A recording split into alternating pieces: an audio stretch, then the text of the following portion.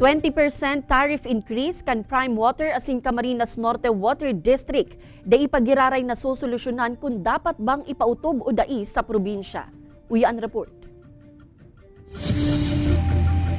Kan mga nakaaging aldaw, piglinaw kan Local Water Utilities Administration na daininda pig-uyunan ang paglangkaw kan taripa sa tubig kan Prime Water Camarines Norte.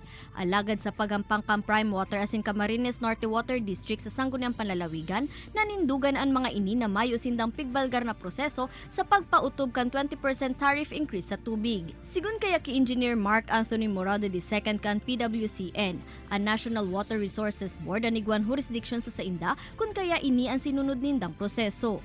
Apara ka ini sinunod manindaan kasuguan na dapat mapublish mo na ini ang test formal na iimplementar ang tariff increase.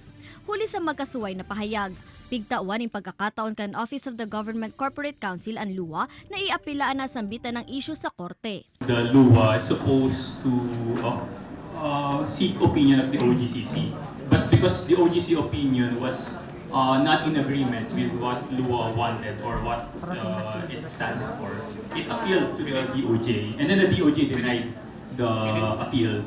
Sa ngunyan pigaandaman naman kan provincial government ang mga lakdang tanganing maaraman kung si isay talaga sa duwang lado ang dapat na masunod urog na sa pag-abot sa pag-regulate kan mga water utility. Plano man kan mga otoridad na maghagad na nintabang sa national government para masolusyonan na ang problema. Makakameron tayo ng panahon para maghingi ng saklolo dito sa mga nakatata sa atin. At ang isa pa dyan, dahil sabi mo nga, dalawang nagbabanggaan na government agency, parehong nasa water water business yan, dapat ayusin muna nila ang sarili nila. Ini si Don Jimenez, Balitang Bicolandia.